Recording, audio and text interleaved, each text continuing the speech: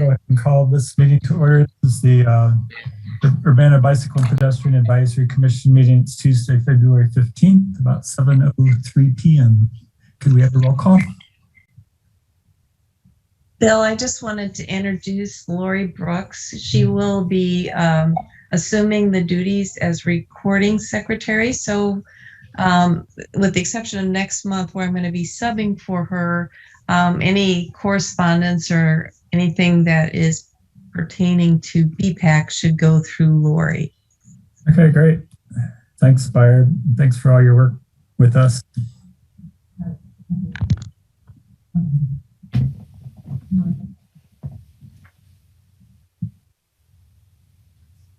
Lori, will you call a roll? Sorry, I thought Barb was doing that tonight. Okay. Oh, okay. Bill Brown. Here. Annie Adams. Kara Dula. Here. If I butcher people's names, please tell me for next time. Cynthia Hoyle. Present. Audrey Ishii. Do you want to, are you recording? Oh, it's recording Jones. already? Okay. Everyone's in? No, she comes. Jeff Marino. Here. Bruce Michelson. Here. Sartak.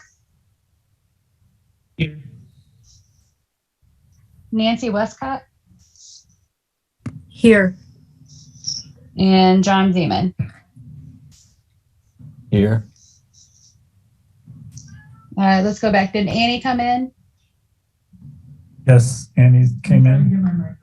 She's trying to get her microphone on. Did Audrey make it in? I don't think Audrey, I don't know if Audrey's going to make it. She's on vacation. Okay. Susan Jones? Okay. All right. Okay, we have a quorum. Thank you. Before we do additions to the agenda, I will introduce our new member. How many titles? Let's see. I have. It's just 9. 9. Okay. Yeah, UPTV, you need to mute. Bruce Michelson is our new member. He was appointed in January. So welcome, Bruce. Do you want to be here? Anything about yourself? I don't know if my narrative was shared with the group, but to make it quick, okay. I was chair of the Bike Commission back before a number of you were born, back in the 80s. And we had some very good luck, and it was luck in great part, replacing about 450 Storm Grace, which were of the suicide design. And that taught us some lessons about working constructively with the city and with the state and making plausible progress. Otherwise, I need to be quiet and pay attention to how much has changed and what the priorities are now. Thanks.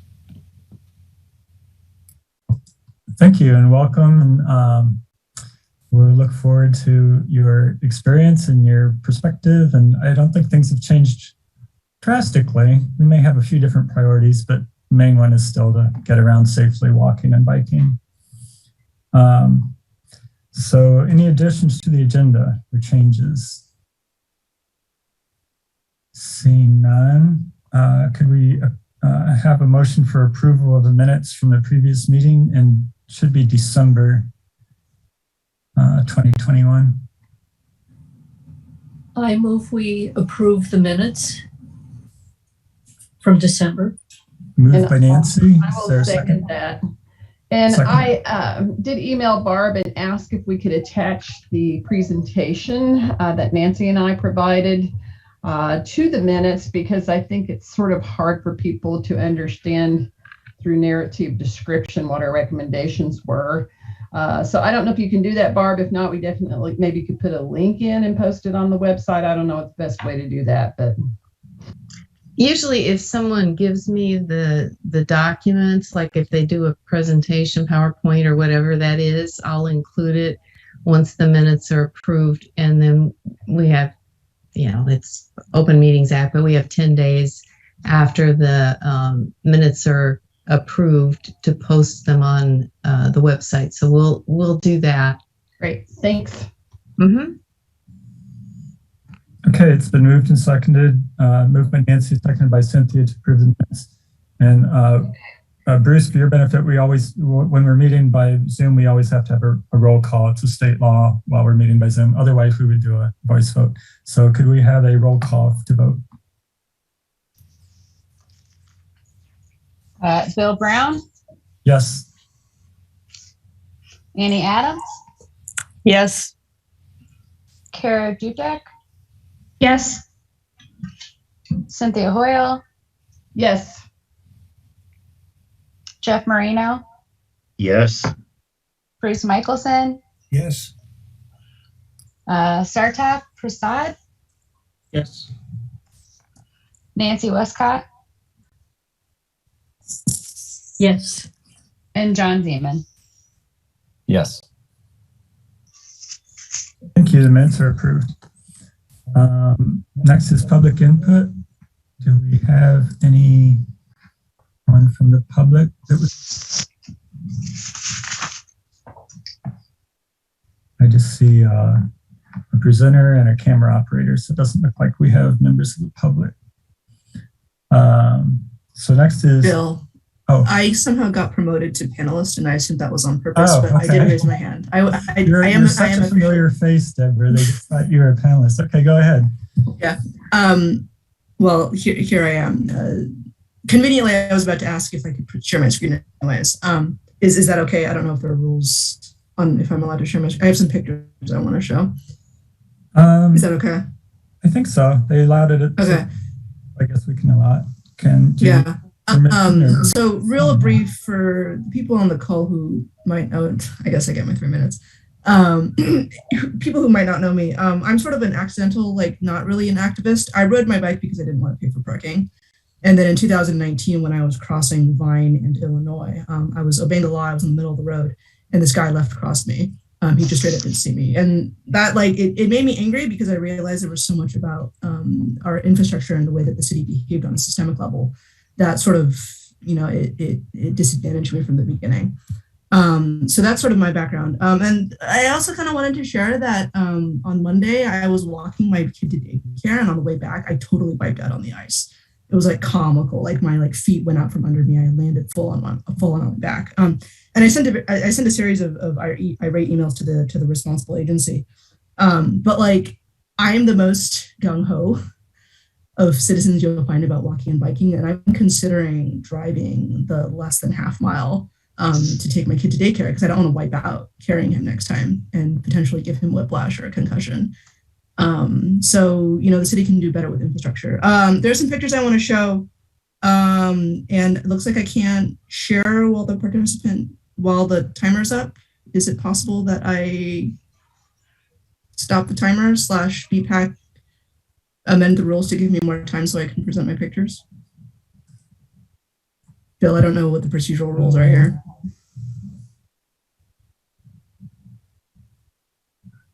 So you're not allowed to share? I'm not allowed to share because whoever's currently presenting has the timer up, and I don't have the authority to boot the screen share. Lori or Barb, could we take the timer down so she can? Yeah, I'm also about to be shortly out of time, but I'll let whoever is chairing, I guess, Bill, I guess you're chairing, to worry about that. Anyways, I have some pictures and I have 3 things I want to talk about. So I've sort of titled this presentation a Pedestrian's Eye View, or how to turn public infrastructure into a pedestrian hostile environment. And the only thing you need is a historic snowstorm that dumps over a foot of snow in your city. So there are 3 points I want to make with this presentation. I know people talk a lot about, municipal snow removal. It's actually a lot more nuanced than that. There are a lot of things that the city can do in the short term to actually make sidewalks less hostile to pedestrians. The first point I want to make is that current operating strategy has city plows actively blocking curb cuts. When the plows go around a corner, the snow piles up at the edge of the plow like it's designed to, so it pushes it to the side. But when you go around a corner and you don't alter the angle of the plow, all that snow just piles up at the ramp. So this blocks the ADA required curb cut, and it creates this enormous berm of snow and ice. And it forces pedestrians to cross mid-block if they can even cross, right? Like you get to the end of the sidewalk, and where before, where there wasn't snow, you could just cross cross the corner like you're legally required to. Now you sort of have to like hop and skip over the berm and sort of dash across traffic while not in the crosswalk, because the crosswalk's been blocked by the snow that's been thrown up by the city plow. So here are 3 examples. These were all created by city plows, and these are all within the ordinance required snow removal area. For people who aren't familiar, Urbana doesn't have a snow removal ordinance citywide. There are only 3 districts where snow removal is mandated by the property managers, and these all lie within the downtown district of the Urbana downtown snow removal ordinance area. So this is this is Vine and Race. This is the southeast corner. No, I'm sorry, Main and Race. Main and Race are parallel. This is Main and Race. I was walking home with my kid, and I was like, I'm carrying a 25-pound infant. Now I have to hop over this knee-high, like, ledge of uneven ice thrown up by the city plow. This is the southeast corner of, I forget the street name, but this is where Busey Bank is, like just a block south of this other intersection, right? This is an enormous slush pile. Anyone using wheels can't use this ramp. Hi, Deborah. Yes. Deborah, can you hear me? Hi, this is John. Sorry to interrupt. Hi, John. Bill, I was looking up our bylaws. Our bylaws just say that each person is limited to 5 minutes unless a majority vote gives her an extension. Would we want to go through with that procedure, Bill? Yeah, be kosher. I mean, I think we're all familiar with the problem at the curb cuts. Do you have other slides? I do. Okay, could I entertain a motion to give Deborah 2 additional minutes? I move that we give Deborah 2 additional minutes. Thanks, Okay, Jeff. moved by Jeff, and a second by. It's going to take us more than 2 minutes to vote on this, but okay. Yeah, I'll take it for sure. Seconded by Cynthia. Okay, could we have a roll call?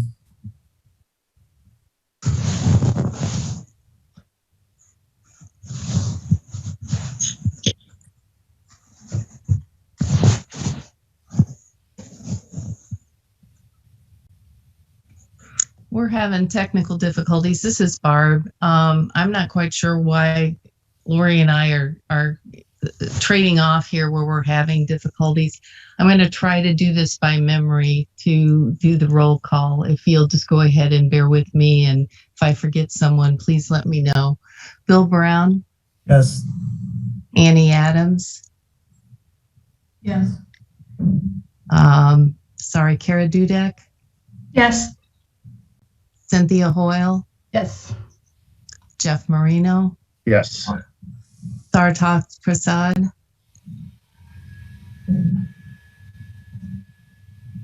Yes. Nancy Westcott? Yes. And John Zeman? Yes. Did I leave anyone out? Bruce, our new Yes. person. Oh, I'm so sorry, Yes Bruce. and yes. Michael. I'm sorry. I had it almost. Darn it. I'm sorry. Very good. Okay, thank you, Barb. Go ahead, Deborah. Thanks, guys. So, anyway, and also last picture, particularly egregious example. You know, this is difficult for an able-bodied person to navigate, let alone anyone with mobility issues or balance issues. It's a death trap for a senior citizen. There's a second problem here, which is that private plows frequently clear sidewalks and dump the snow that they plowed from the parking lot. I'm sorry, that should say parking lot. Private plows frequently clear the parking lots by dumping the snow on the sidewalk, which is straight up illegal. It's difficult to enforce because my understanding is that there is a single staff member with the city who is responsible for issuing enforcement notices and taking care of enforcement. And it's hard for me to imagine that he's able to handle the volume of illegal behavior that springs up immediately after a snowstorm. And here are some particularly lovely examples. This is Lincoln Square Mall. Like, again, you can't climb over. I can't climb over this. And I'm an able-bodied 30-year-old. This is Ramshaw Real Estate plowing the parking lot by dumping it on the sidewalk. And this last picture is a private. I think I took this picture on Sunday. It might have even been yesterday, but anyways, we're well into a week and a half after the storm, and the sidewalk is still totally unusable. And the specific example is within the snow removal ordinance area. So, yeah. And then the third problem, this is the one that we are all intimately familiar with, and we're all very frustrated by. Private citizens don't shovel their walk because people aren't neighborly, and mostly because they're not legally required to. This creates egregious connectivity gaps. This is a private business on Ray Street. The sidewalk was clear, and then all of a sudden it's not, and that makes the sidewalk functionally useless if you need to use the sidewalk to get around. This is further up the sidewalk, and this is my neighbor whom I'm sort of in a. Looks like there are about 15 seconds left. Yeah. So anyways, here are my 1 second suggestions. And I think that's my last slide. Here are my 1 second suggestions. BPAC could advise staff to not block curb cuts. I don't think it's difficult, although I'm not a snowplow operator. And we could do citywide snow removal. Other cities do it. Rochester does it. Rochester gets feet of snow, although there's arguments about whether or not they do a good job. But Rochester tries, right? Urbana doesn't even try.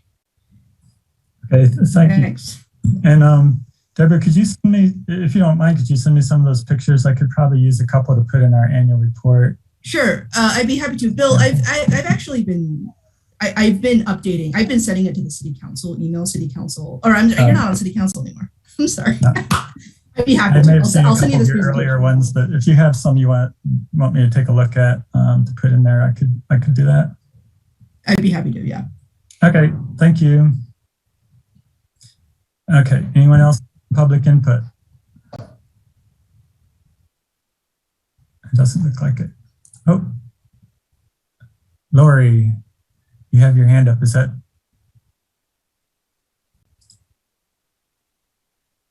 That's so I can get back on the panel. Oh, panelist. Okay. I think that worked. Yeah. Okay. Thank you. Okay. Unfinished business. First is annual report. I was hoping to have a draft that I could present or you guys could look at, but actually we have quite a bit on the agenda tonight.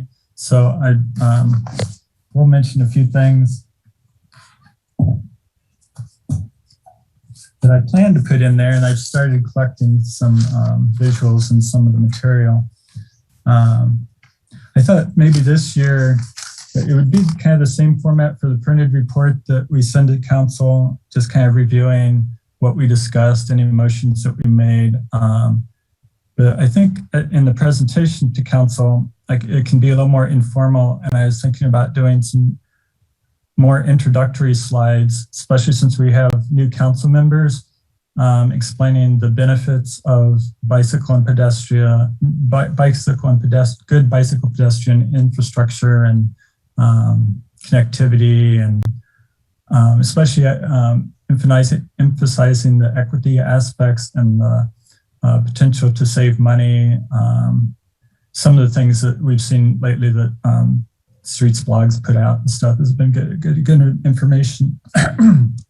And so I thought I'd do a little bit more introductory stuff and kind of a philosophical approach to why we exist and why it's a good thing for the city and things like that. So if you have any thoughts on that or any suggestions, you can send them to me or bring them up now. Besides that,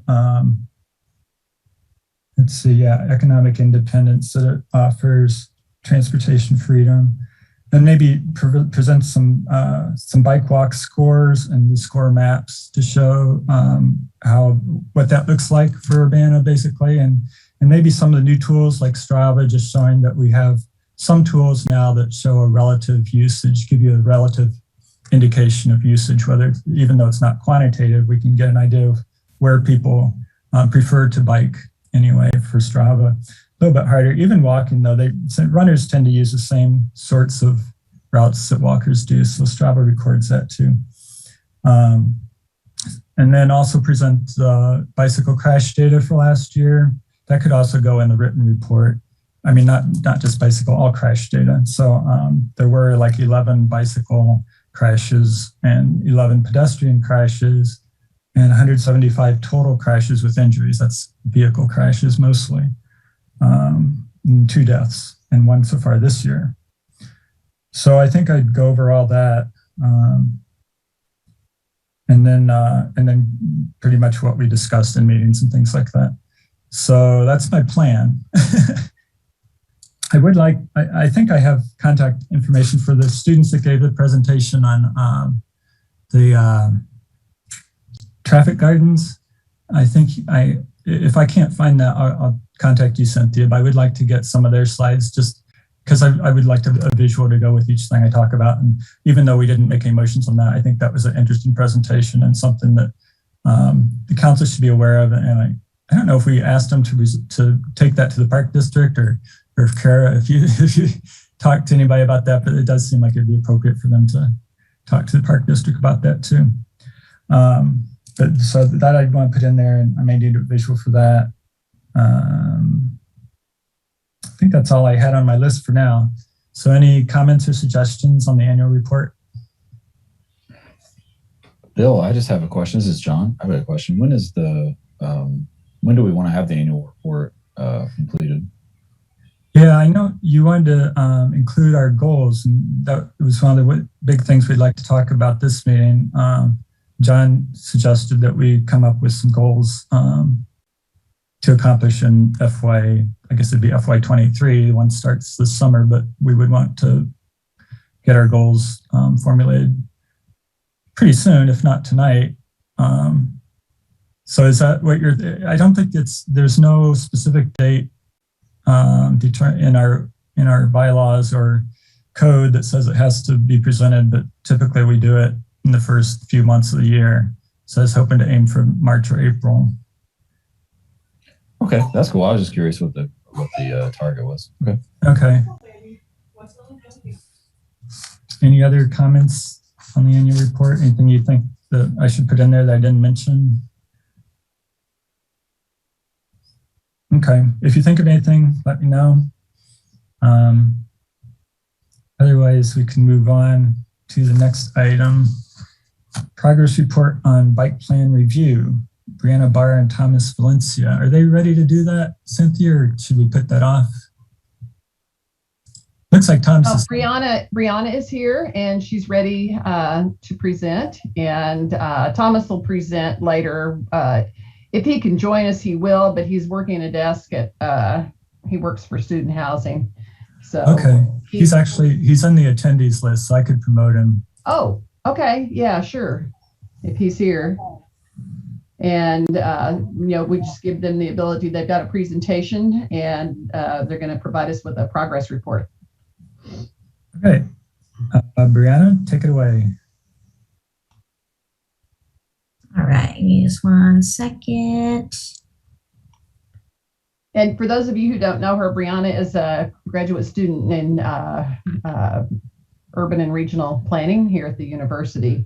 And Thomas is an undergraduate student in that program. So we've got a couple of planning students, and they've been working hard on going through our plan and the goals that we had set for the first 5 years, and that we were that we were supposed to be reviewing it annually, and certainly at 5 years to look at where we are and if we needed to change or add anything.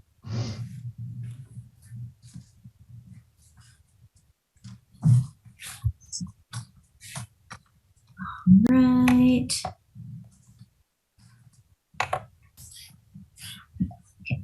So this is our presentation for the Urbana Bicycle Master Plan Review for February of 2022. See, our guiding questions are: has the bicycle network development progressed as planned? And let's see, and then have the bicyclists lanes and routes usage changed or changed over the course of the last 5 years, and then how has bicyclist safety improved, and what significant changes to the transportation infrastructure has been made to has been made to increase connectivity. And then what opportunities are there to complete the gaps in the network that should be given higher priority? And then the bike infrastructure facilities that will, what we plan to explore for improving roadway safety. This is the map of the review. And so this is the focus area for the presentation. Let's see. Our completed goals, or the city's completed goals, are highlighted here in blue. They are Bradley Avenue from Goodwin to Lincoln. The section of Green Street on campus from Wright Street to Ray Street, that was part of the M4 project, and it more falls into the university, but it is on the Urbana plans.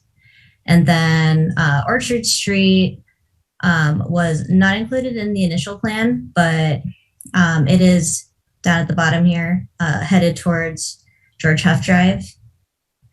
And so that's also another university area, but we wanted to include in like the updates on the progress report.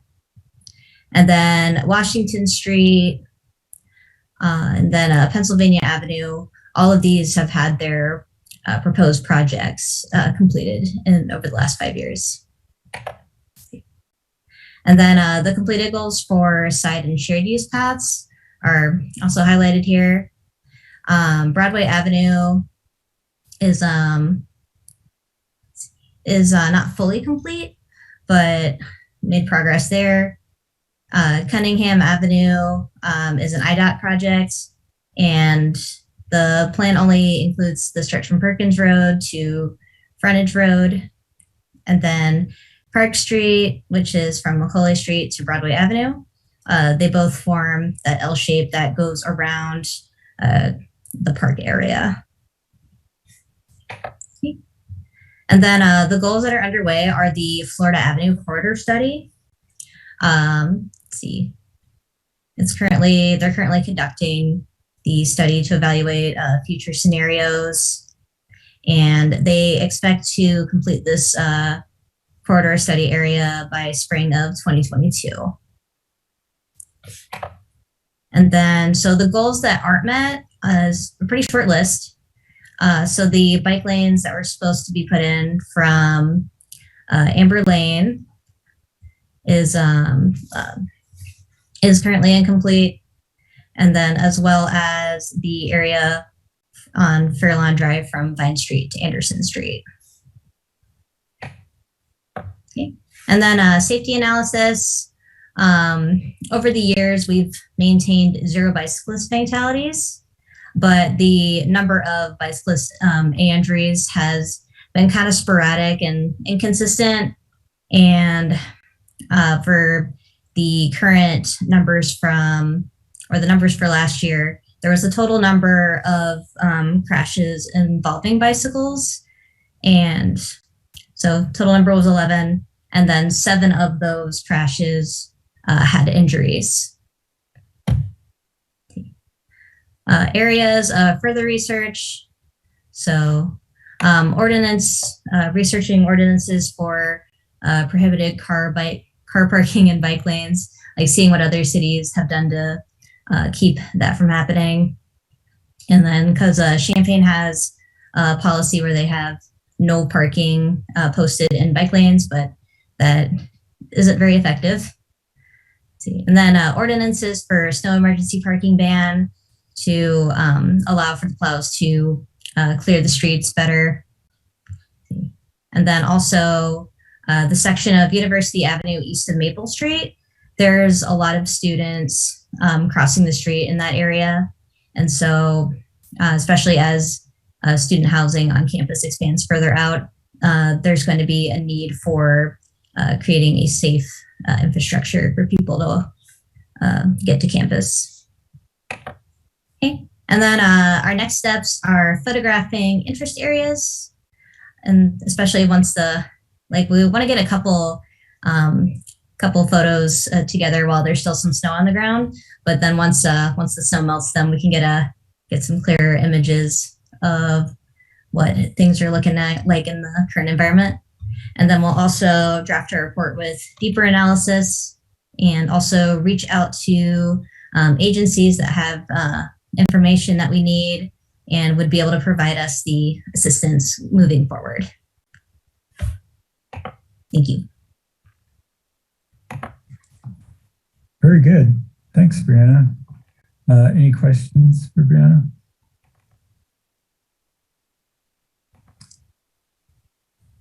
Go ahead and ask. I can't see your hands.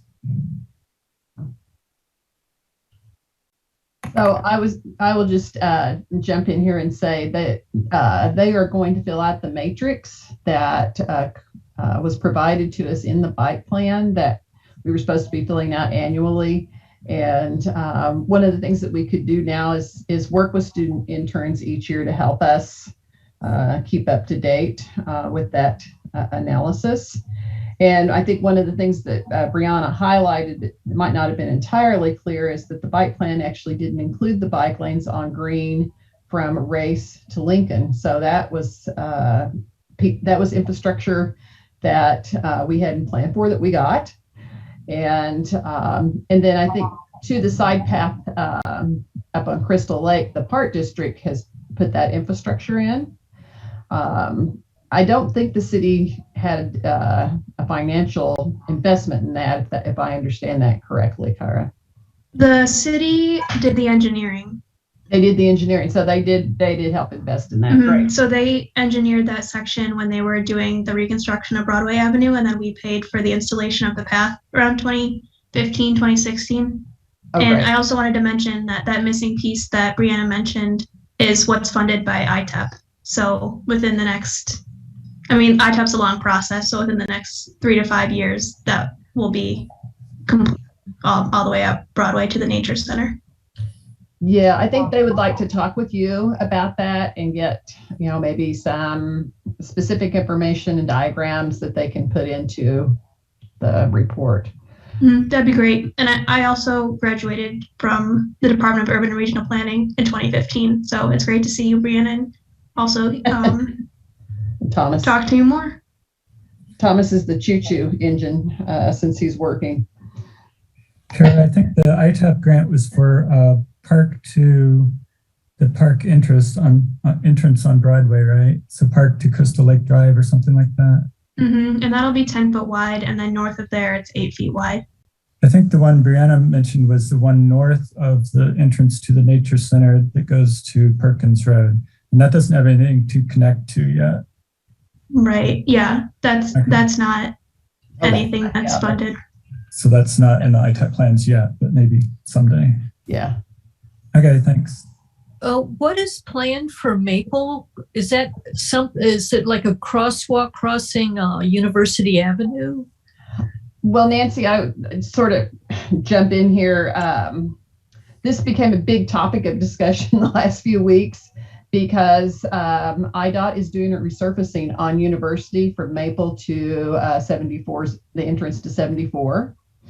And so there was an opportunity to give input, and Urbana's folks are never shy about offering their input if given an opportunity. And so they got quite a lot of input. MTD sent a letter as well, and it's in our plans. And John sent a good letter on behalf of the city as well that talked about what was called for in our bike and pedestrian plans, which does include a crossing to Ambucks Park. But the location, Maple, is a location where there is a lot of pedestrian and bike traffic crossing. And there are quite a few mobile homes and other places that people live on the north side. I see people there crossing with strollers and all kinds of stuff. So I think that's what motivated Thomas and Brianna to look at that, and also taking a look at heat maps in terms of where people are going and how they're using the roadways.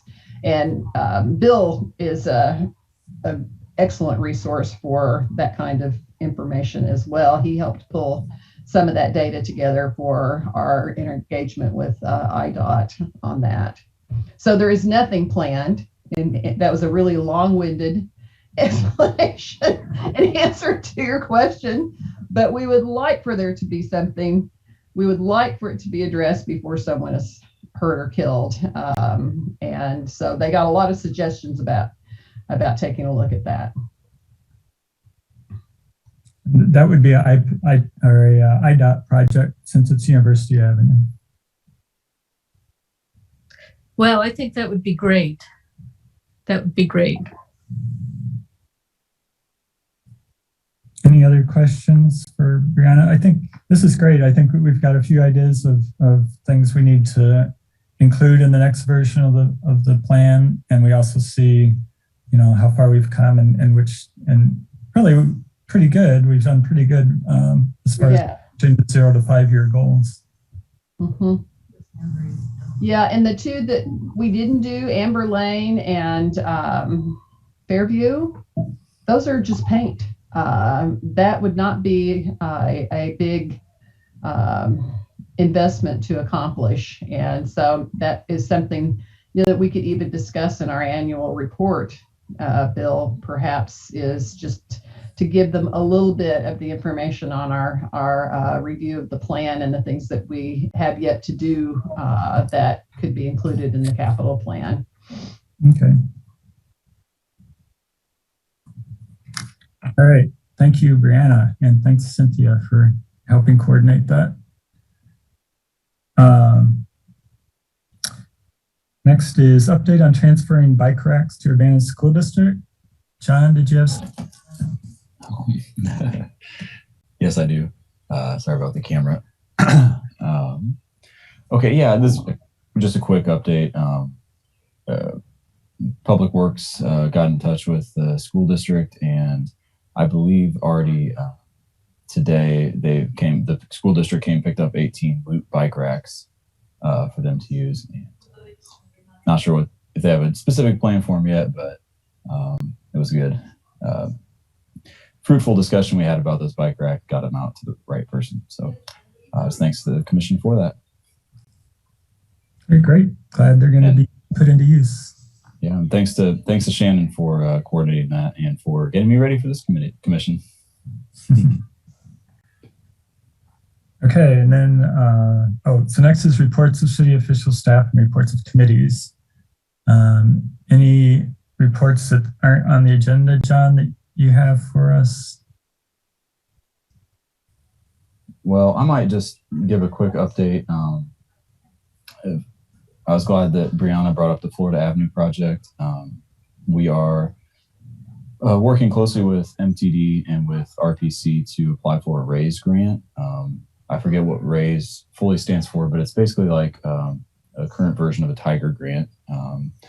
And so we'll be working with the team on that, hoping to get some federal money to help pay for this project. As part of it will be a multi-use path that will be going for an ITEP grant for that. So looking for that. We're looking to get support from various various stakeholders and members of the community, including Champaign County Bikes. So we'll look to give you updates as that proceeds. And one thing that I think I'd like to add, to a future agenda would be updating BPAC on some of the sidewalk planning we have going on for fiscal year 2023. As part of that planning, we're trying to incorporate some, basically a scoring system for how to score both project needs that are in for example, our pedestrian master plan, just how to prioritize ones that are identified, as well as to prioritize sidewalk complaints we get. So we're trying to use come up with a flexible system to better prioritize those that come in. So I look forward to getting BPAC's input on that in the coming months. Okay, sounds good. Thanks.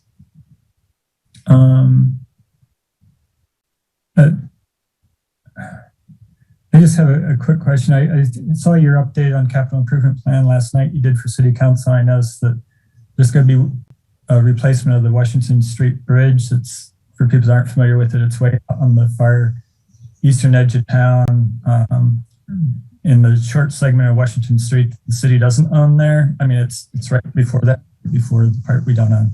So it's right where the bicycle lanes run out, basically going east. Right. There, it's in really horrible condition too. Would replacing the bridge also include replacing the sidewalk, and would the bridge be designed so that you could accommodate bicycle lanes on both sides, like we intend Washington Street to connect with eventually?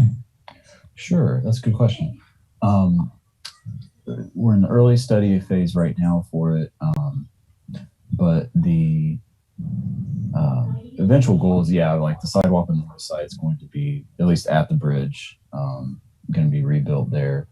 And whatever structure or solution we come back with, we're going to be prepared for a future expansion. My understanding is that the Washington Street in that section will get widened eventually, when development continues there in the what's currently owned by Menards and the property there. So, yep. Okay, and this, I guess this is the only place I could ask about this too. I noticed that somebody has been shoveling or clearing the sidewalk, the multi-use path, and on the south side of Windsor between Meadowbrook Park and Fowler Road. It's about a half mile.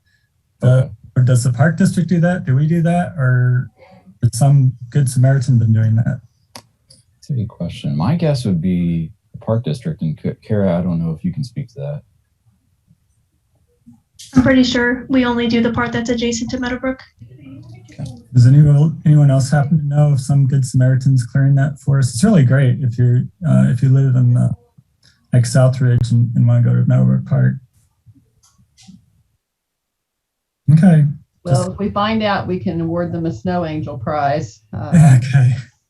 For doing that. That's exactly what that program is meant to do, is to encourage and support people in doing that. I could just report really quickly a little bit on Vision Zero. We're still waiting on the mayor's office to help us set up that first meeting of our task force. And maybe we could inquire about where we are with that. They've had a bunch of other things on their plate, so we might need to ask about that again. And I did note that I think one of the things we need to take a look at is establishing some snow emergency routes that don't allow parking, so that the plows can actually clear them properly. Specifically, the routes that we have a lot of transit and we have bike infrastructure on, because what's happening is they get through the first round or two of plowing, and then the cars come in and park and they can't clear it any further. Or cars were parked there and they couldn't clear it to start with. And so there's mountains of snow that are stuck, and then they park into the bike lanes. The pedestrians can't get through to bus stops. The MTD clears all the bus stops, but things get blocked up when they can't get in there and clear it out. And I looked, the city of Normal, they don't allow parking on any of their streets for a snowstorm, which seems pretty extreme to me. But what they do to help address it is that they allow people to park in identified city parking lots for free, so that people can get their vehicles off of the street and they can do that plowing. So I think that's something worth looking at. And so Brianna and Thomas are going to take a look at that, gather some more ordinances for us, and help provide us with some more information about that, so that we could make a recommendation for the city to take a look at. And I think it would be much easier for their operations if they don't have to deal with all these parked cars. And of course, we saw the information about ramps being blocked. And I don't know about you all, but every time it snows like that, I pray that no one is going to get hit and killed because they were walking in the street.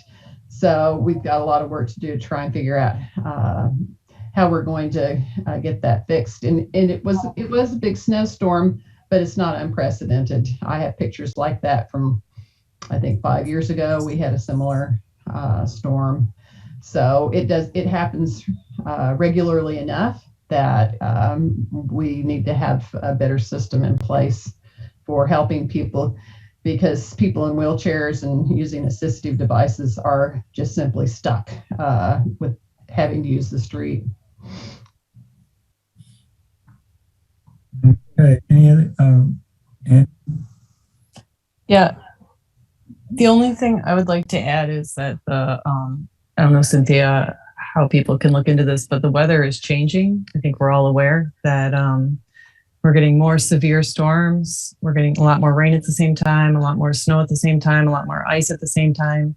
So I think this will impact how the city plans to clear these events. And that's just, and I do think it has been 5 years since we've had a major storm. So we did lose a lot of institutional knowledge about how to clear the streets and what to expect. I know the University of Illinois is constantly putting down things on their pedestrian and bike paths. So it's just that's something that I think will be important for us to know going forward, how to respond to these extreme weather events that we're having. And I'll be putting together a letter. There's it's been kind of a hard month for me. The gentleman that was killed out on Race Street here, hit by the car in an area that we said is dangerous, and nothing changed. And then in front of my house, a couple that goes for a walk slipped and fell, and the fire and police, people had to come and take care of them. So it's just been difficult for me to see things that we should have solved and made better, and people are getting hurt. So anyway, yeah, the weather's getting weird, and I think we all need to acknowledge that, and we're going to need to make changes in our emergency plan. Okay, let's move to goal setting for 2023. John, did you have any kind of presentation or plan for this, or just want us to do it? It's mostly an invitation. I think maybe I could throw out a couple of thoughts. As you're probably aware, January 6th, the City Council had their goal setting meeting. And so there's, in the minutes of that meeting, that could give some context, or just at least some background. BPAC bylaws could give us some things to think about. But already in this meeting, I've heard some things. Maybe reviewing master plans or some aspects of them could be in a goal. And Cynthia, your discussion there about looking into recommendations for snow removal, snow related ordinances, that could be a good goal too. So. Okay. Yeah, I think there's probably a few off the top that we could kind of agree on. We're doing the review of the bicycle master plan. I know it would be probably pretty expensive to have RPC redo it again, like they did 5 years ago. So we need to probably figure out something in between, but some kind of review of the bicycle master plan definitely could be a goal. Another thing is to secure an ITEP grant that's coming up in probably November, December. We need to apply for that. And then I had a couple, those are, and one other thing we talked about before in relation to Vision Zero is to improve the crash data quality and timeliness. We get kind of the most raw form within a month or two, but we really have to FOIA the police reports to really understand what happened in the crash. And maybe that's all we'll be able to do, but we could at least get more systematic about doing that and publishing something as a result of that. So something along that line. Then I had a couple that I thought of, and other people can add to this. I think that we need to look into technology that can help with automated pedestrian crossings, either automated pedestrian crossings. And one thing I've noticed U of I is doing a lot now is they have automated lights in the parking lot that automatically get bright when a pedestrian walks underneath. Things like that that could improve their pedestrian climate, especially I was thinking along Lincoln Avenue, actually, where a bright light suddenly brightens when someone starts to cross. That draws drivers' attention to it and maybe makes it more likely that they would see them. So in general, maybe just sort of investigate technologies to improve, affordable technologies or something like that. The other thing, that I'm not quite sure how to phrase it in a goal, but improve the business process or culture in the city to take into account pedestrian and bicycle interests more often. I think what brought this to my attention was those of you who are in the Woona neighborhood or maybe get their emails might notice that there was a construction project on, Pennsylvania and Carl, where a water main was being replaced that went underneath Pennsylvania Avenue. And they sent out one of those notices that says Pennsylvania Avenue will be local traffic only, basically for this one block between Pennsylvania and with no mention that the water main also went under the only sidewalk that goes to Carl Park. There's only a sidewalk on one side of the street there. So for the next 2 blocks north, that sidewalk's been out of commission for 2.5 months.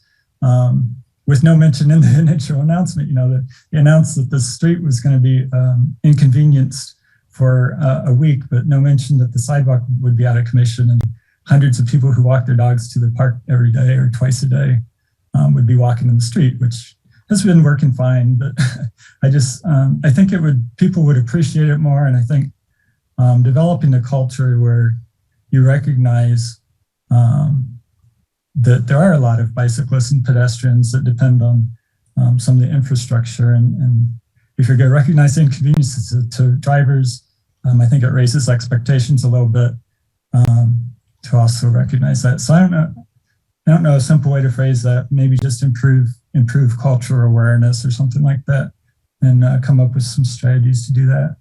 So that's what I have so far. Go ahead, everybody. Cynthia. Yeah, I think sort of add into that in terms of goals. I think one of our goals would be to do an annual review for our pedestrian and our wayfinding plan, and we might be able to get some students to assist with that and apply for a grant to help us move forward with Vision Zero.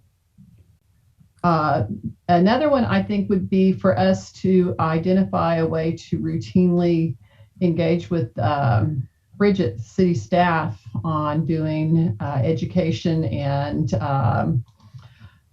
outreach, which is one of the things we're charged with doing in our bylaws.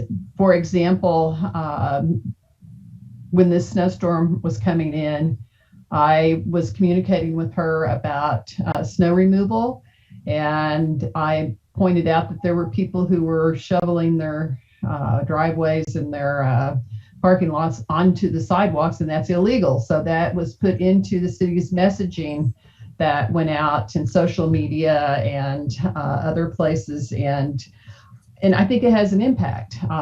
And so I think that we could start, perhaps we could look at which things we want to be working on different times. Like in May, we could be during Bike Month, we can talk about bike safety and work with them on messaging for that.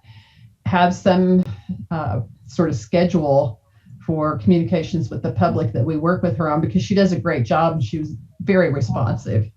And I think that would be a really good way for us to work on that particular charge that we have. Then it also has in here coordinating with external agencies on maps and regional plan connections. Maybe we should once a year ask some of our partner organizations if they want to come do a presentation with an update. And I know that Gabe's going to be working on our bicycle friendly community application this year, so we'll get plenty of updates on that. But I think that That should probably be a goal by itself. yeah, To strive to renew our do that. DFC goal. Yep. And then I think that in the past, hasn't the city had some funding available for attending educational events if you serve on a board or commission? Has that gone away? Question. I don't. We could check into.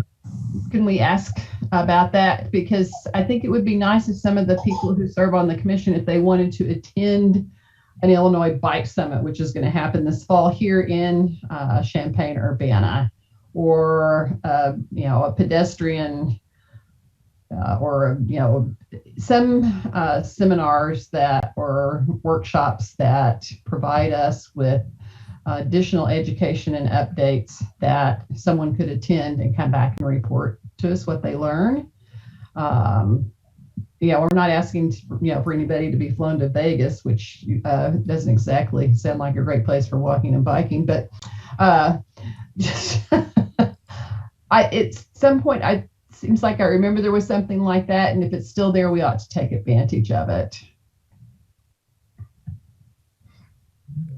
Yeah, I think that would be good for people, especially who haven't been to these before. I wouldn't mind paying if I wanted to go again, but if it encourages other people to go, that would be great.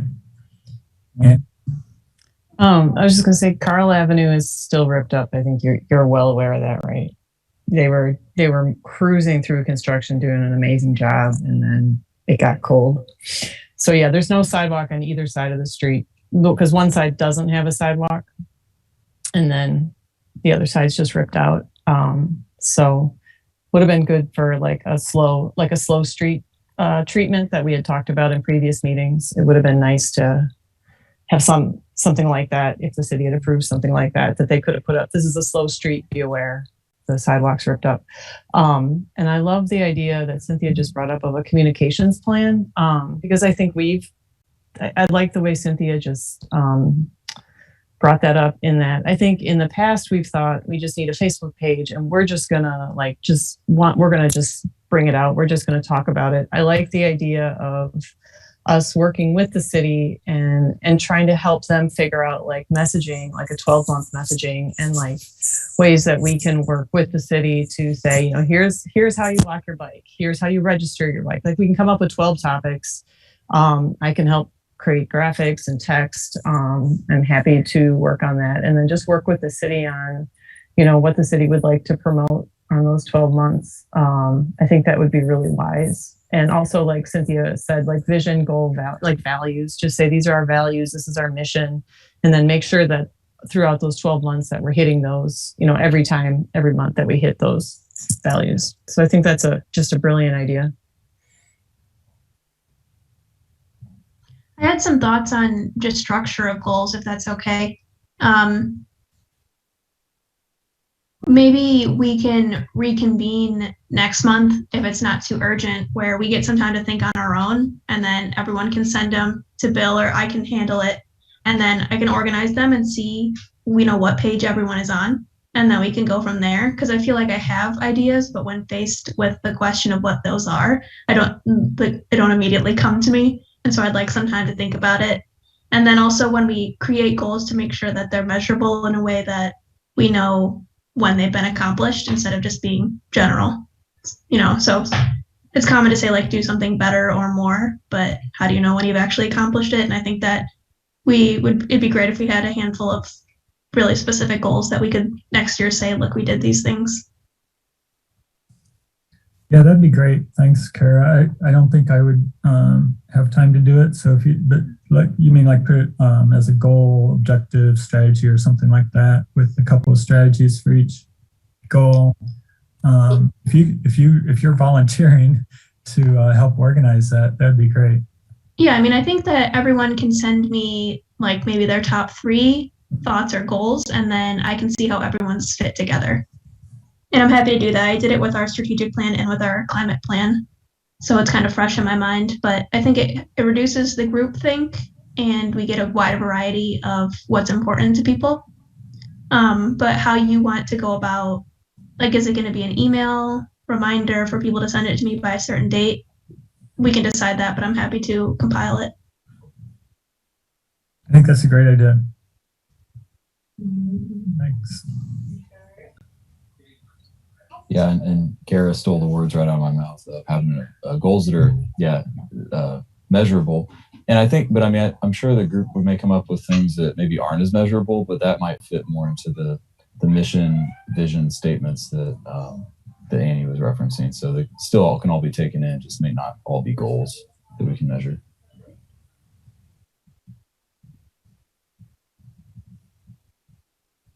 Yeah, and so I'm a professional communicator, so my communication hat is on at this point. And so when I set up my Airtable, I have campaigns, I have missions, I have goals, and then I have the stories that we're telling and how they fit into each of those buckets. So I am volunteering to, once we get to those stages, to help kind of set up an Airtable that we could all share and look at and talk about. Okay, thanks. So do you want, does anybody have anything else they want to add to the goal discussion at this point? Or would you rather just go ahead and think on your own now and send ideas to Kara? I get the one thing that I was thinking is that we have these equity proposals that may be coming in, and that probably completing that or no attending to the equity projects and deciding on those would be one of our goals also. Yeah, that's a good point.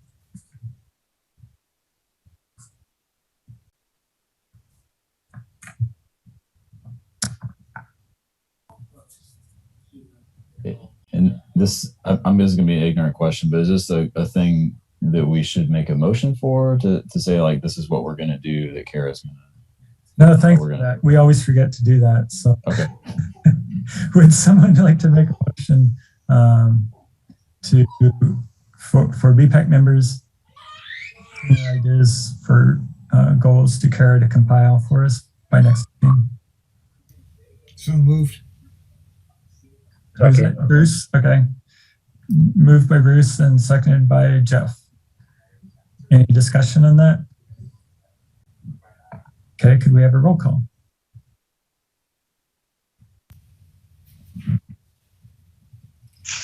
Bill Brown. Yes. Annie Adams. Yes. Kara Dudek. Yes. Cynthia Hoyle. Yes. Jeff Marino. Yes. Bruce Michelson. Yes. Sartak Prasad. Yes. Nancy Westcott. Yes. And John Zeman. Yes. Okay, that motion carries. Thank you. Okay. So we can move on, I think, to Safe Streets and Roads for All grant opportunity. John? Sure. Yeah. And this is just for everybody's information, in case you haven't seen some of these federal grant opportunity notices come across. Safe Streets and Roads for All. It's a new $5 billion competitive grant through the Department of Transportation, funding directly to and exclusively for local governments to support their efforts to advance Vision Zero plans and other complete street improvements to reduce crashes and fatalities, especially for cyclists and pedestrians. So naturally, I thought of this group right away. Applications are expected to open in May 2022. And so just more just a food for thought for the group. If there's, I suppose, identifying known safety problems where this grant might apply, and know that some of the agencies in the area may be going for it. Would you, John, send us the information on the grant so we can look at that?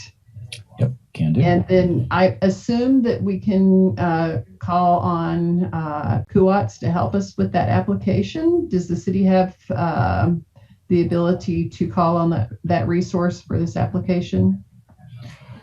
My understanding is that would be a possibility. Yeah. And we don't know unless we ask.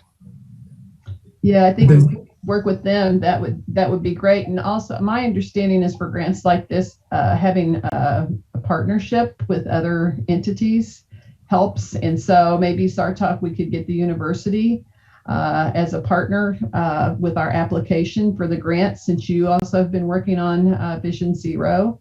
And if we put that together with some, maybe even MTD and Safe Routes to School as partners in the application with Kuwat staff support and help, that would give us a much stronger, I think, application.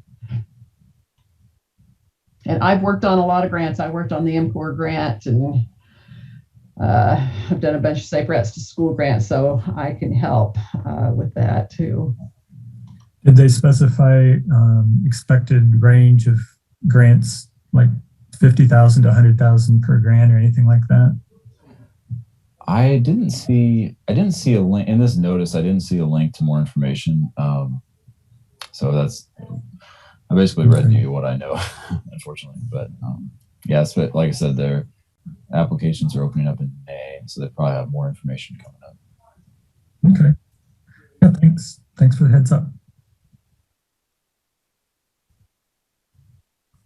Okay, I think we're ready for a short presentation on Walk and Roll to School Day by Thomas. Yeah, hi everyone. My name's Thomas Valencia. I'm an undergrad student in the urban planning program here at U of I, and I'm also the Safe Routes to School intern with MTD, and I obviously work closely with Cynthia. And one of the main events that we usually hold as in the project is Walk and Roll to School Day, and this was held last October. So, and we've been meaning to present this to you like in November, but life happens. So I'm glad that we're finally getting that opportunity today. So I'm going to start sharing my screen a bit.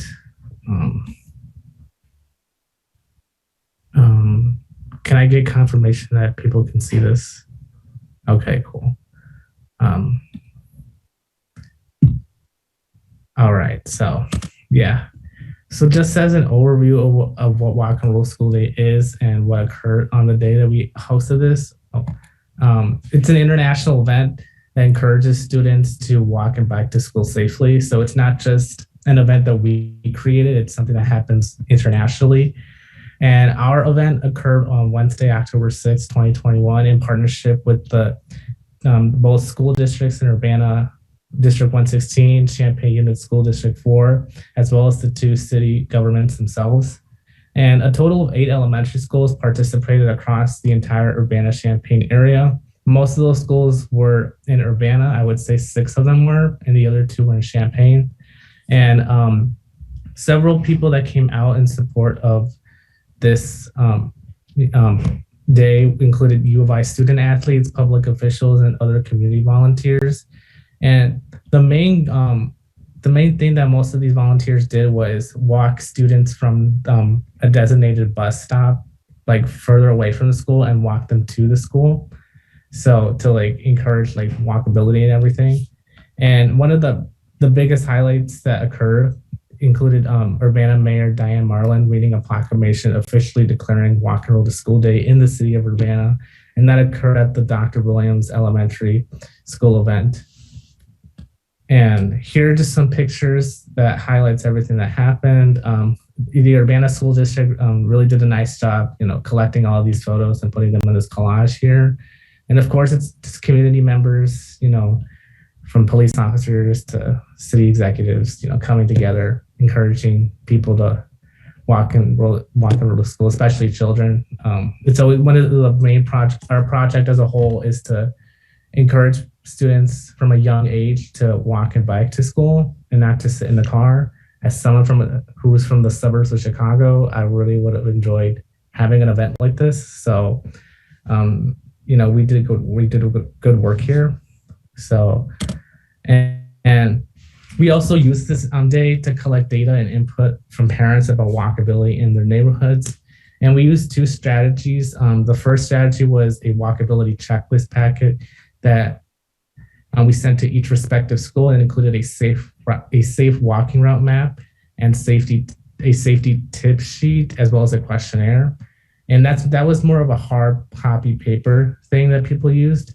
And then our second strategy was using an electronic parent survey that was sent out to all families through the National Center for Safe Routes to Schools data collection system. And for the first method, we only had 3 schools respond, and it included Leal, King, and Yankee Ridge. And of course, Leal submitted 3, King submitted 4, and Yankee Ridge submitted 1. And then for the second method, we had Leal, Thomas Paine, and Yankee Ridge. And Leal submitted the biggest batch of surveys, which is really good. And then Thomas Paine with 2, and then Yankee Ridge with 1. I'm going to hop in here and say that on the schools where we had no parents answer the electronic survey, we don't think that they ever got sent out to the parents. We can't send them to the parents. We can only send them to the school administrators and ask them to send them out. And unfortunately, that sometimes gets lost in the inbox, even though we send it out more than once. But that's one of the issues that we face in trying to do data collection. Yes, Cynthia is correct. I don't remember what school specifically, but there was a situation where I think an administrator didn't know what to do with the surveys. So obviously that was not helpful, but we're grateful for what we got. So we did get good data, in my opinion. So this is what the walkability checklist questionnaire looked like. It looks pretty simple, at least in my opinion, as someone who just is taking a class on design surveys. And this is what one of the safe walking route maps look like. These maps were developed by the Regional Planning Commission's CUATS division. So I think it was Gabe Lewis, who is the main person that designs these maps. So big shout out to him for doing this. And so from the walkability checklist, like the paper copies that we sent out to parents, these were the highlights that we got. So for Leal, in the first survey that we analyzed, there was a high rating of walkability. However, they pointed out that it was difficult to view traffic at the corner of California and McCullough due to tree blockage, and they called for curb ramp repairs. And then survey 2 had a much lower walkability rating, and they mainly pointed that out to the presence of scary dogs and a broken sidewalk. They didn't specify specifically where, but they did mention that. And for survey 3, this survey was the most critical in terms of the level of walkability in the Leal area. And they called for the installation of crosswalks along McCullough at Springfield, Maine, and Illinois. And they also reported that parked cars blocked the view of traffic. And then King and Yankee Ridge had lesser, I would say less elaborate responses. So all 4 for King believe that there was a high degree of walkability safety. And there was a consensus that it was easy for children to follow the rules. And the only negative comment was just the report of a scary dog along the walking route. But again, there was no specific location that was indicated where that would be. And then Yankee Ridge, there was a complaint that there was no room to walk to the blockage of shrubs along Scoville Street. And then Vine and Scoville was highlighted as a location where a crosswalk and other improvements are needed due to a lack of visibility from oncoming traffic on Vine and the presence of big cracks on the sidewalks. And just for personal experience, I don't live in that area, but I've taken the 8 bronze MTD bus and it goes through that intersection. And I one time unintentionally took a school bus trip, and that's actually very true what they're mentioning here. Like some of the kids were having a little trouble just getting through that area. So these are not just things that people just come up with, they're real. And then overall, there was a fair ranking, but in the Yankee Ridge area, there could obviously be more improvements. And then this is just a chart detailing the typical travel mode by time of day. And this is being in the morning. Of course, a lot of students walk to school or take the vehicle or bike or take the school bus. And then in the afternoon, it kind of increases with the school bus. I didn't really find a reason why that's the case. At least in my experience in school bus travel decreases in the afternoon, but that's the pattern we see here. And then one thing I do want to point out is that these surveys were sent to elementary schools, and MTD does not serve elementary schools. They only serve high school and middle school. So that's why there's nothing for transit that pops up. So that's just something I wanted to point out there.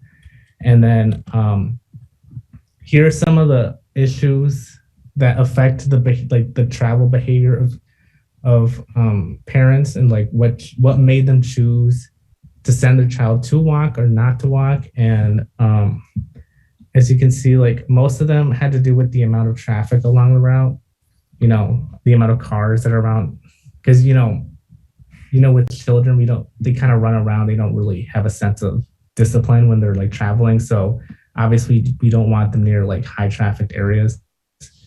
And then on the lower side, crime and then participation in after school programs really isn't much of a factor in these things. So I guess if for the purposes of this committee, focusing on traffic calming and as well as safety of intersections is really something that we need to focus on. And then this gives you an estimate of the home to school distance for children from when they walk. It's obviously if you're closer to school, like less than half a mile to a mile, children do walk. I'm actually kind of surprised with this number that kids would walk this distance. But then again, I'm not native to this area, and it's my understanding that this area has a culture of letting kids walk more than the suburbs of Chicago would have. So I guess that's just my kind of bias. And here are some of the parent comments that we received. Some of them are kind of interesting to say the least, but I guess for the purposes of this committee, I would say like the one about Yankee Ridge would be most relevant. Like I mentioned earlier, the intersection of Vine and Scoville is not safe for children to cross. There's no stop sign or crosswalk. Visibility is poor, and drivers sometimes speed. I think that intersection is really close to Windsor Road, and Windsor Road being in its limited access design, drivers tend to continue speeding. Mm-hmm. So I get where they're coming from on that area. And then I guess some of these other comments, I guess it really depends on how much you want to, take these into account in terms of like policy decisions. So, well, I will say we used to have a walking school bus at Leal Elementary that we helped set up originally with a Safe Routes to School grant. We provided the training, and the school district paid for the coordinator. During the pandemic, that disappeared, of course, because students weren't going to school, and they just have been, I think, so overwhelmed since then, because we asked at the beginning of this year if they wanted to talk about that, and they were just struggling to get school back, kids back in school and things set up with the pandemic. But I think what we can do is forward that information along to the school district and say, there was interest expressed in having the school bus again. And we could also provide these surveys, the data, to city staff to take a look at as they prioritize improvements as well. And I felt bad, the parent who said that they've been submitting their concerns about the intersection of Vine and Scoville since 2016, and nothing has happened. And maybe this year will be the year. And so, I was wondering if one of the things we might want to do on our surveys in the future is to include a link or a way for them to submit things directly to the city, so that, we can pass it along, but it might be helpful if they also knew how to provide that input directly. Yeah, you can always include that link to the citizen's voice on the webpage. It seems to work the best. But did Dr. Williams participate? They participated in the event, but they did not submit any sort of like response to either one of the surveys that we sent out. Okay. Yeah, I don't think that the parent survey got sent out. When we get no responses, that's usually what that means. And I'm assuming that they handed out the walkability checklist, but there's a multi-step process that has to occur there. First, it has to get home in the kid's backpack and the parents have to find it. And then they have to fill it out, and then it has to travel back to school and from the kids to the teacher to the principal. And the places where the principals have decided this was a big deal, like the first year we did it when it was Prairie, the principal there was very worried about safety on Washington. She went to every classroom and asked the kids to fill them out, and we got like 100 forms back. And so it does really depend on their priorities. I think this year they were so overwhelmed trying to figure out how to get things going that we didn't push really hard. Next year, hopefully things will be more normal and we can encourage more engagement. Yeah. And then I wanted to point out this comment from Leal, something about a shooting. Even though it seems like eye-catching and it's like here, the data that I showed you earlier showed that crime's actually not necessarily a factor in most of these walking and biking decisions. So even though it's here, I just want to point out that it's more of an outlier. So, and then these other ones are more like just opinions, in my opinion. Mm-hmm. Yeah, comments. And then of course, I just want to thank you all again for letting Cynthia and I present before you all about this event. And our spring counterpart event will be Bike Enroll to School Day, which will be Wednesday, May 4th. And contrary to the logo, today I found out it's now going to be Bike Enroll to School Day, rather than Bike to School Day. So get used to saying that. Yeah, well, they haven't updated their logos for us. And so I would like to invite all of you to participate. We'll be sending out a call for volunteers, and you don't have to bike to school to volunteer. We ask people to meet kids at bike racks. We give them backpack reflectors. We have bike locks that we can hand out. And this year we've got at Urbana High School, we've got Project Ignition students. There's a big project they had, and they have a grant on it's basically focused on teen driving, but they're expanding it to walking and biking. And they are very excited. They're going to partner with us for Bike to School Day. So we'll have a station there. And I think it'll be a really fun event for the middle and the high school students. But we also will be looking for people to go to our elementary schools just to meet up with kids. Now, if you like to bike and you want to organize a bike train, we're thrilled to have that happen as well. But this is an opportunity for us to help engage in our education and outreach as part of our job as members of the commission. Thanks, Thomas. Yeah, thanks. Any other questions for Thomas or Cynthia? For Bike to School Day, if there's any material that you can stick the bikesafetyquiz.com link on, maybe. Yeah, we can do that and put that in the social media. And there is a program that Ride Illinois has, which if schools sign up, they get $1 per student who takes the quiz. So that's a way that schools can get a little funding to do something else, with a little bit of funding on safety. And I know that the students at the high school are pushing the bike safety quiz as well. Great. Yeah, no, it's a great way to help the kids get better information on how to be safe when biking. Okay, thanks, Thomas.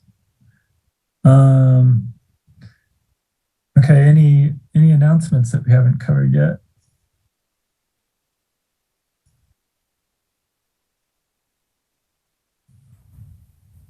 I have a few announcements.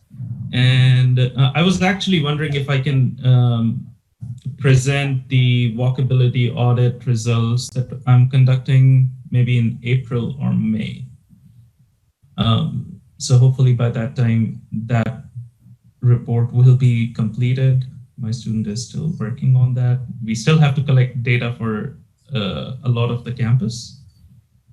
But hopefully by the end of April, early May, since this is a capstone project for a student, I will have something to report on. Second announcement is that I'm going to conduct a mode choice survey in the month of March for the University of Illinois student, faculty, and staff. So I will present some data regarding that also, maybe in April or May again. And yeah, so those two things. Then facilities and services, we are working on a campus landscape master plan. Some of you may have already heard about this. I just wanted to let you all know if, well, Brianna and Thomas, you guys may have heard from the SPO email list already, but we are doing a student input session for landscape master plan on next Tuesday from 6 to 8 p.m. And we would like to have as many students participate in that. Again, like faculty and staff are also more than welcome. We had a meeting with surrounding municipalities, people from Urbana, Champaign, Savoy, MTD, and RPC participated in that, and it's been going pretty well. Like, we've been getting some cool responses, but again, like I just wanted to let everybody know here that this is something that we are working on. And Annie, you said you suggested something that for when you were saying about the setting the goals regarding creating videos or creating some content about things to do when you're biking or how to lock your bicycles.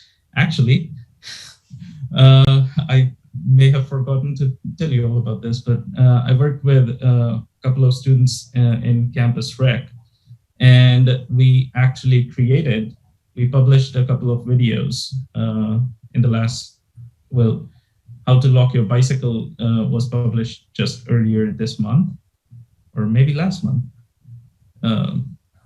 In the past month, it was published in the past month.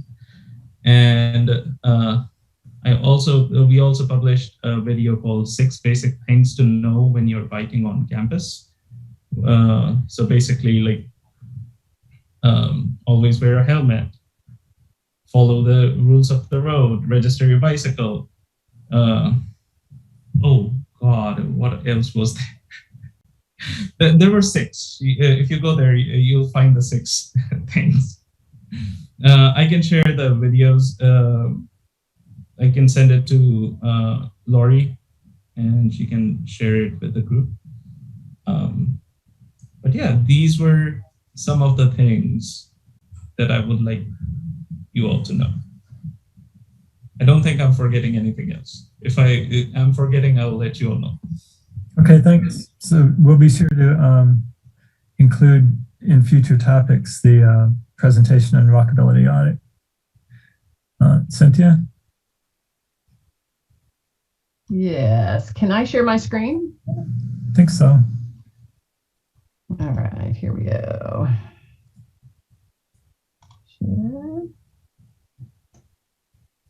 And so I just wanted to let you know their International Women's Day is March 5th. And so I've scheduled a bike ride. You can find this on Facebook. And it will be on the 5th. Actually, International Women's Day is the 8th, but that's a weekday. So we're going to do ours on Saturday. And so you all are invited. And then I wanted to let everybody know we're also working on rides for May and Bike Month. And so in addition to Bike to School Day, we've got a Mother's Day ride. You don't have to be a mom to come. And there will be some other rides and events scheduled for May as well. And so we would be happy to have any of you who would like to sponsor events, let people know, and we'll add that to our list of activities for the month. Because this year there will not be Bike to Work Day is going to be in the fall again. It's always been hard for us to do it in May because the students are leaving. And so it just worked better in the fall. We will also have a Ride of Silence, which I believe is the 18th, if I remember correctly. And that is a weekday evening ride, like from 6 to 8. So stay tuned, mark your calendars, and plan to join the fun. And we'll have fun in May when it will be without snow. Cynthia, can you send me the information for those bike rides? I'll post them on Bike at Illinois and share it on our social media as well. So do you want me to send you the links where all the information is that you can use? Yep, that would be great. Yeah. Okay. And if there is a graphic, you can that would be great too. Like if there is a graphic. Okay. Okay, thanks. Any other announcements?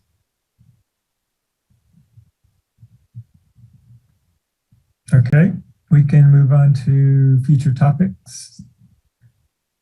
So what I've written down, what I heard this meeting was walkability audit report, I guess.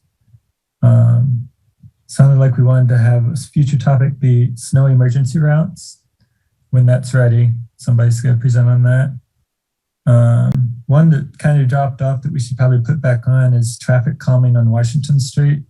I think we had that on there, but we never really were able to do anything with that yet. And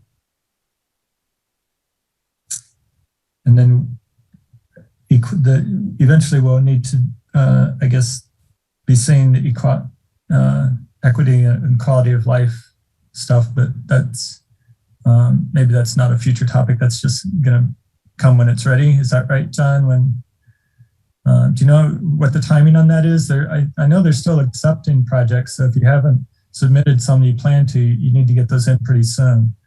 Do you know anything else about that, John? I can talk to that a little bit. So Carol met with some of us in engineering to get some initial information and assessments on some of these.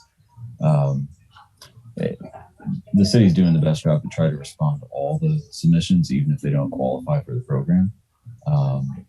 So then, yeah, I don't know I don't remember the timeline of when they are up, but then we'll just start working through them as we can. Yep. Okay. So yeah, the city staff will be going through them first and kind of combining them, because I'm sure there's a lot of overlap, and then eventually bring us something for input. So I would guess it at the end of the fiscal year or somewhere around June, probably something like that. I had update on SW planning. What does that SW? I don't know. Anybody else have any future topics? Do we want to talk about the our high accident area where we had 2 people killed? Or can I, or do you just want me to read a letter about it, or do we want to discuss it, or? Well, I mean, I think if there's something productive that can come of it, and people are welcome to send letters to us, and so I think we're all aware of the crash in front of Schnucks where someone in their motorized cart or motorized chair. Wasn't it just a scooter? Yeah, motorized. Well, it was I think it was a sit down sort of thing, wasn't it? A motorized like chair. And it was another left turn crash. We've had quite a few of those. Yeah, so I don't know wondering- what the answer to that is. I don't know if there's anything we can really discuss on that. Well, I was wondering, Bill, if we could ask for an evaluation to be done to prohibit left turns there. That seems like a small thing that could happen. And I guess that has to go to Traffic Commission as a recommendation, but they don't need to be making left turns there. There's a signal a block away with protected left turn, and it's just a really bad spot for vehicles to be turning left, coming either from the east or the west. I don't think we have left turns out of the parking lot, the driveway at Schnucks either. They can easily access Main Street and get to the signal for the left turns there. So that's one thing I think we could ask to take a look at. Yeah, I think that's a good idea to submit that to Traffic Commission. Can we do that? As a group, I suppose we could. The last one on my own, and they tried not to look at it. But yeah. It's not on the agenda, so we can't vote on it tonight. But would you rather put it on the agenda so we can vote on it to send it? Sure. Let's do it for next time. Oh, speaking of voting, I forgot to say, when in December you all asked us to present our findings about bus stops issues for visually impaired to CUATS. And we did ask to be on the agenda at the April meeting. So that's the plan now. Nancy and I hopefully can go. It may be via Zoom, which means you all could join and watch. But we don't know at this point how it's going to be set up. But they will put us on the agenda. I forgot to tell you all that. Okay, so I think we can put on future topics. Discussion of left turn on, what street is that? Water? No. Isn't it Water? Is it Water? Water? Yes, it's Water Street. Okay.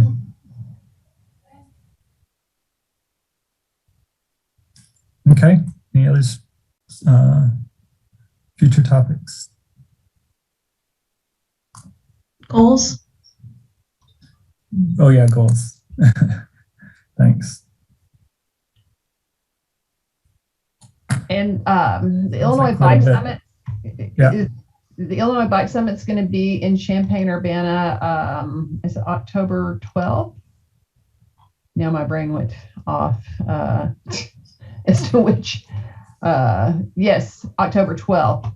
And they will be asking for submission of for presentations, speakers, etc. So if we wanted to make suggestions, we can certainly do that. We could also offer to do mobile workshops. I think our BPAC works pretty well. So maybe we could talk about, put a session together on bicycle and pedestrian advisory commissions and get some other people around the state to talk how to have a successful BPAC. It'd be interesting to network with other cities that have BPAC-like things. I have Bloomington, Indiana on the internet recently, and theirs is organized under the planning division. I don't know if that's better or not. I think we've gained a lot by having more public works access. But I do think that planning needs to be sort of integrated. But yeah, it'd just be interesting to network with other BPAC-like organizations. Do they have those kind of things? Those like networking session? They do. They have coffee sessions, and we could also propose a session and try and get a speaker from BPAC somewhere else in the state to come and talk. if we don't want to do that much work, we can just have a coffee session.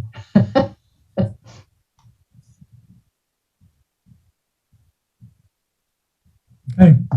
I think we have quite a bit on our future agendas, but I think there will be 2 or 3 things we should be able to handle. Oh, and then annual report. I'll try to actually get a draft out to you guys before that so you can provide input.